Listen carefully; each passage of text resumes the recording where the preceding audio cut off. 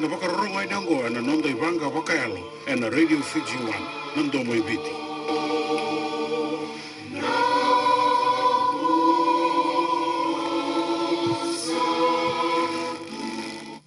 Sa vambul wayanda tigayna kinna vindela ni abu turanga na sana itini kavani nondo manua turanga marama durbuno ne lewa ki kimni na lalai ni saya ndotoka kanana magito mai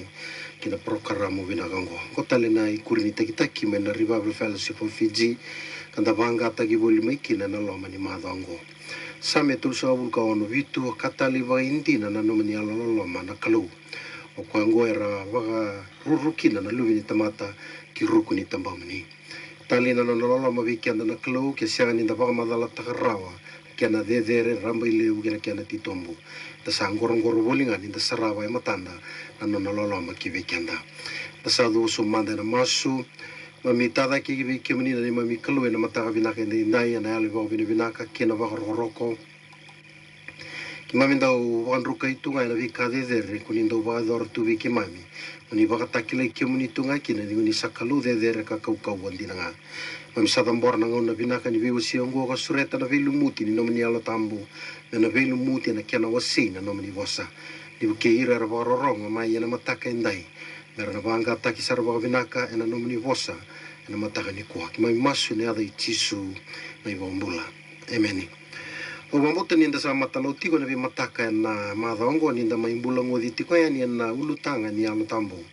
kasariri matate tiko sia da saramanda na ala tambu kene naki ni nona sobara ki mai vikenda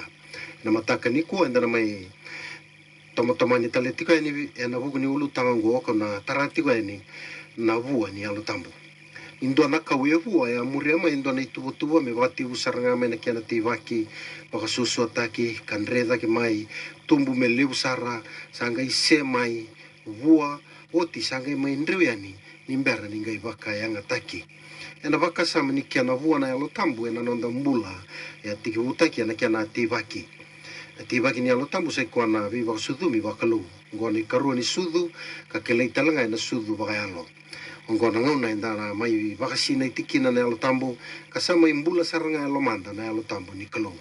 me vaka usaka to mai dake na laki vua na alo tambu ndondo ni mena vaka muria ni na itubutu vake de sar ni kena varuta kina vika kede vaka yango ka vaka alo talanga mera ni ngai vua kina na alo tambu keni matai na varuta kina vali ni alo tambu tai ni kornida wase ono tsine kadiwa e vaka vendo sa siakan pega nikla ni saval ni alo tambu na ngomdo kwa sa durumi ke mdo quando sa rawata mai buana klo i ando sa sianga ni nomdo na ngonda sana mai vale ni alo tambo o ke anda marauta kana tiko na ndo na vale sa vavi na ka ukuta kitu ba matau inda duruma ya ni ndo na vale ndu ka taya na tu na loma ni vale inda sana via durli saranga kitumba menda lago ba ya yani sa ka kina na alo tambo yana ngandreva talanga ko ko mena tiko na ndo na vale sa sayanga kina menda na kila ninda ngandre tiko mela ki vua na alo tambu sa tiko vikenda endo dono menda na vaka vale taka ena ndo na vale sabsaba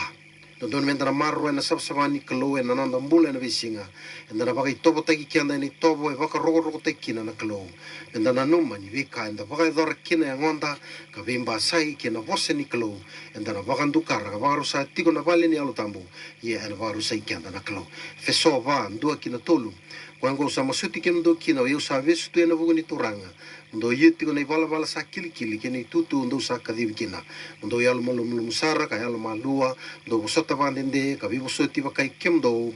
ena loloma ndo ngumo to sara ndo marro ena loma bateni alo tambu ndo sa vaudi bata ena vi vinakati keni karua enda na susungi kwa ya ka vaka ni kwa etiko me kana kena sa tiva ki ndo na sor ni kau enda na vaka susu ataka ko sama ka tiko ngaro na toka me dava ni sa laurai ka vaka ndina ta kina kena yanga vikenda sa vaka kina na alo tambu enda sa mai vaka vale takango ena ngonda o kwa ena ngandreva me na vaka ni tiko garau ni tiko kalau mani sara vaka lewu ya nangau ni salada ba enda na vaka ni kina na alo tambungo ta la sarma de kini vaka tibu ase ndua mitsine ndua kina tolu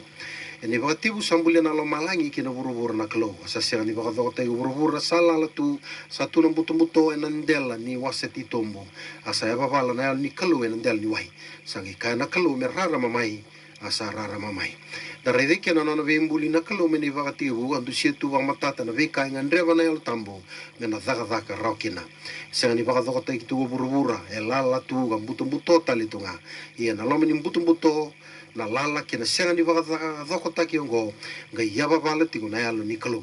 endi nanga ni sa tigo na alo tambo sanga ni rara mara na buto sanga ni tawani rawa na lala ka sanga ni vaka doko taki rawa na kai sanga ni tau doko tigo ya e na ngau na ngai vose ni kina na kalo ina tikina tolu e rara mamai na buto e tau mai na lala ka vaka doko taki na kai sanga ni vaka doko taki tu sabia matata e ke ni alo tambo na ngendreva e na ngendreva ngana vose ni kalo me rau ni daka kina ke sanga na vose ni kalo na sanga ni daka rau na alo tambo sa ke ni mbale ni sa mai sina itigo na alo tambo kanda ngendreva me ngai vua e no dono me na vaka ni tigo ngana alo tambo go e na vose ni kalo me sa tiki ni mbula ni ndua sa vaksina iti tigo na alo tambo me nanda wili vola tambo me rau ni daka kina vaka ukote kina e na alo tambo e na sa sina itigo kina e feso ono chini ka vitu kauta na mbula me vakaruru ni ulu ke ni selo au ni alo tambo ongori na vose ni kalo na isele wau e yarangi na vose ni kalo e vaka yarangi tagi kina na alo tambo me rau ni na voluti kina na kenda me da e revea mai vaka da ni kenda ke sianga ni da wili vola tambo e da na malu mu voli kambale tu vaka rawa di na ngani da sa sina itigo na alo tambo balata ni da sianga ni vaka yarangi tagatiko na alo tambo e na vose ni kalo kene katolo sanga i vua rawa na alo tambo samai vale tagi vinaka na dona vale sa vaka ni vinaka na vose ni kalo ka vaka yarangi tagi talanga vaka vinaka vaka maringeti kangaro ni sar vinaka na rangi ni mbula enda mbula taka sanga i lau rai mai na vuana ena nonda mbula kala tia lima rosaul karua rosaul katolu ia na vua ni alo tambu na loloma na reki na vaka dengu na kusota vaka dende na yalo malua na yalo loma na vambauta na yalo malumu na ivala malua sa sianga na vuna usadun rubikina na vikaongo wana vika sanga i vua tagi mai na sama i vakasulu kenda na karisto sai kwa na alo tambu e dio vakandua na vuana matai na loloma karua na reki katolu na vakadengu na posota vakadende ken kalima na yalo malua ono na yalo loloma kavitu na vambauta kawalu na yalo malum na ken kadiwa na ivala malua sanga ikune na visau kina nonda mbula rasa rava mai na tamata ni rava andina taka na visau sa yado kina ndona mbula sama isina itu na yalo tambu karoni korni da lima chin kavitu ia keva satu vate ki karisto ndona tamata sanga imbuli vou sa lako tain na vikama ka reida sa yado me vou na kakiranga ninda satu vate ki karisto sai kwa na ilumu sai kwa na yalo tambu samba sika na mbula visau ni baka murivo lima ni tu benda vivo si toko mai kina mai dake e bunga na ngana ndanda ulaki na magisar kina hua ia enda baka kata katu na itu tale so menanga imbasi ka kina na bua buai sa no itaka ni na vivu ke weekend na mataka nene na itu ngo kanda sa sanga sara menda vasi na itene alo tambu ka pa mure na ken itu wa menda vua sarkina na vua sa iko na mbula visau ka ti ondondo nga vua na alo tambu na kaukawa me visau taki kenda kina krea vua na kalo mena vakalonga tataka na nona bosa ka vakalonga taki kenda vatetiko ena nonda vengaravi ena sila indai ni kalungata ni sayandra amen